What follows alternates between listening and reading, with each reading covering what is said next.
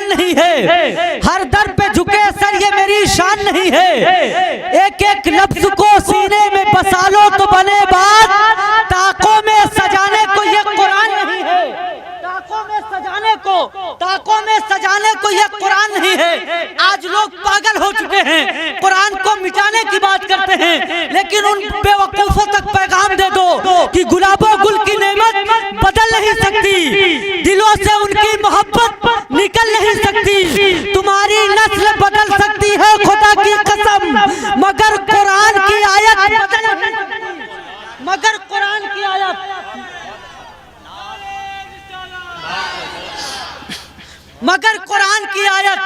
بدل نہیں سکتی۔ لیکن اے مسلمانوں، یہ تمہارا کردار نہیں ہے، مسلمانوں کا یہ شیوا نہیں ہے، قرآن پڑھنے کی چیز ہے، قرآن کا لغوی معنی ہی ہے سب سے زیادہ پڑھا جانے والا کتاب اگر دنیا میں کوئی ہے تو وہ قرآن ہے، قرآن کو پڑھا کرو، ایمانداری سے بتائیں۔ آج ہم مولانا صاحب کے پاس جاتے ہیں، پیر صاحب کے پاس بھاگے ہوئے جاتے ہیں، حضور ہمارا بیٹا کہنا نہیں مانتا، ہماری اولاد نافرمان ہو گئی ہے۔ اب پیر صاحب ایمان سے بتائیں، کیا اپنے باپ کا کوئی کیریکٹر لکھتے ہیں؟ ہرگز نہیں۔ کیا اپنے باپ کی کوئی کہانی لکھتے ہیں؟ ہرگز نہیں۔ اسی قرآن سے کچھ آیتیں اخذ کر کے کاغذ پر نقل کر دیتے ہیں، لکھ دیتے ہیں، تمہیں طریقہ بتاتے ہیں کہ جا کر دیوال پہ چسپا کر دینا، تمہارے گھر میں برکتیں آنے لگیں گی۔ مسلمانوں ایمان سے بتاؤ، اسی قرآن کے ٹکڑے کو لینے کے لیے تم پیر صاحب کے پاس جاتے ہو، اسی قرآن کو تم گھر میں کیوں نہیں کھول لیتے ہو؟ اسی قرآن کو گھر میں کیوں نہیں کھول لیتے؟ ڈاکٹر اقبال نے بہت پہلے کہا تھا، وہ معزز تھے زمانے میں مسلمان ہو کر، ہم خار ہوئے آج تاریخ قرآن ہو کر، قرآن سے دوری ہوئے، رسوائی ہمارے گھر میں ہے، قرآن کو ہم نے طاق کی زینت بنا دی۔ ڈاکٹر اقبال نے بڑے افسوس کے ساتھ کہا تھا کہ افسوس کہ ہم نے سجا دیا الماریوں میں قرآن کو، افسوس کہ ہم نے سجا دیا الماریوں میں قرآن کو، پڑھنے والے تو نیزے پر پڑھ گئے قرآن کو، پڑھنے والے تو نیزے پر پڑھ گئے قرآن کو، اور قرآن کے وقار کو جب بلند کیا ہے فرماتے ہیں سونے کی یہی دھرتی انگار اگل دے گی جس وقت یہاں ذکر قرآن نہیں ہوگا، جس وقت یہاں ذکر قرآن نہیں ہوگا۔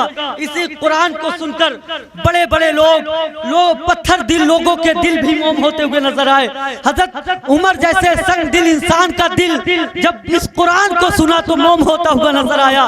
تو مسلمانوں قرآن پڑھا کریں، قرآن سے مصیبتیں دور ہوتی ہیں، بلائیں گھر سے بھاگا کرتی ہیں، قرآن کو اپنے گھروں میں برکت کے لیے پڑھا کریں۔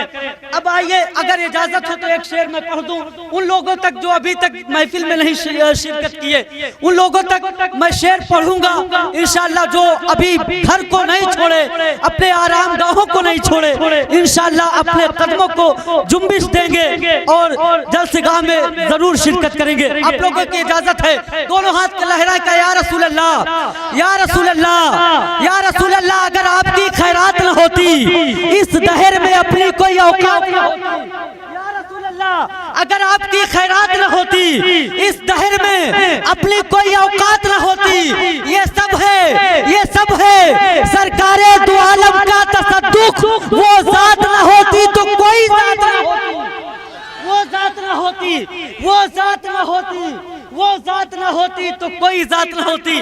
ایک شعر اور سن لیں کہ جو مجلس شبیر میں شرکت نہیں کرتے،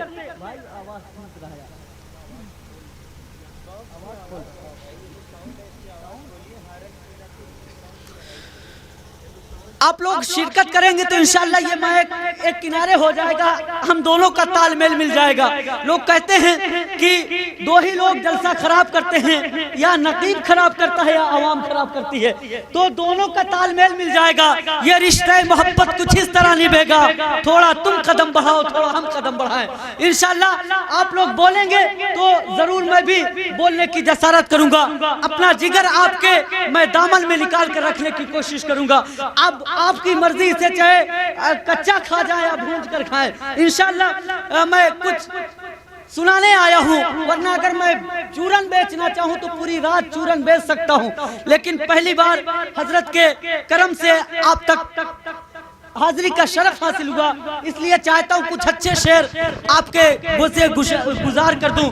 ایک شعر پڑھتا ہوں، ان لوگوں تک پہنچائیں جو ابھی تک جلسے میں شرکت نہیں کرتے، کہ جو مجلس شبیر میں شرکت نہیں کرتے، بولے سبحان اللہ، جو مجلس شبیر میں شرکت نہیں کرتے، جو مجلس شبیر میں شرکت نہیں کرتے، ادا وہ اجر رسالت نہیں کرتے، کہہ دیتا شہیدوں کو بھی مردہ یہ زمانہ، شبیر جو نیزے پر تلاوت نہیں کرتے، شبیر جو نیزے پر تلاوت نہیں کرتے، شبیر جو نیزے پر تلاوت نہیں کرتے۔ انشاءاللہ میں بات کروں گا، اور نعت نبی سنا کریں، نعت نبی کو اپنے روح کی غذا بنا لیں، نعت نبی اپنے جسم کے دیواروں پر چسپا کر لیں۔ انشاءاللہ جب آپ کی اولادیں یہ نعت سنیں گی، پھر ان کی جو نسلیں پیدا ہوں گی تو وہ نبی کی غلام پیدا ہوں گی انشاءاللہ۔ معلوم ہے آج یہ جلسے ہمیں آسانی سے میسر ہو جاتے تھے، وہ دور دیکھو کیسا دور تھا۔ حضرت عمر فاروق اعظم امیر المومنین، مسلمانوں کے بادشاہ، جن کی حکومت 22,000 مربع میل آپ کی حکومت ہے۔ کیجریوال نے کہا تھا پارلیمنٹ کے اندر، کسی کو حکومت کرنے کا زیادہ شوق ہے، اگر اقتدار وہ چاہتا ہے، اگر حکومت کرنے کا کسی کو زیادہ شوق ہے تو وہ عمر کی زندگی کا مطالعہ کرے، وہ عمر کی زندگی کا مطالعہ کرے۔ یہ ہمارے اسلاف ہیں۔ ایک دن بستی سے گزر ہوا آپ کا، تو کیا آپ کے کانوں کی سماعت میں ایک آواز پڑی، کچھ گنگنانے کی آواز آئی، سامنے جھوپڑی تھی، دستک دیا، ایک ضعیفہ نکلی، کہا اے ضعیفہ مجھے کچھ آواز آ رہی تھی، اے ضعیفہ کچھ آواز آ رہی تھی، کہا ہاں۔ تو آپ کیا دیکھتے ہیں کہ وہ ضعیفہ سوت کاٹ رہی تھی۔ اللہ اکبر، کیا سوت کاٹ رہی تھی؟ کہا اے ضعیفہ کیا کر رہی ہو؟